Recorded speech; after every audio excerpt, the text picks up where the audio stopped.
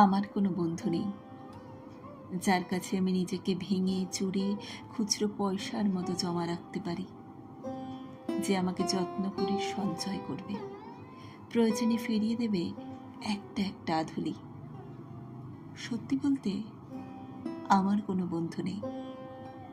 বন্ধু বলতে জেনেছি যাদের, তারা কেবল পথ চলতে সঙ্গী ছিল।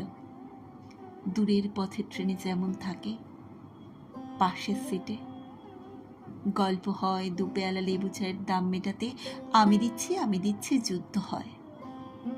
সিগারেটের বাড়িয়ে দেওয়ার টুকরো ফুকে এই যে নিন ফোন নম্বর, এদিকটাতে আবার এলে ফোন করবেন বলা শেষে অচেনা এক স্টেশনে উধাও হয়।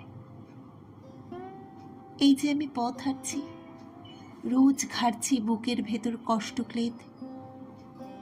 এই যে আমি ক্লান্ত ভীষণ,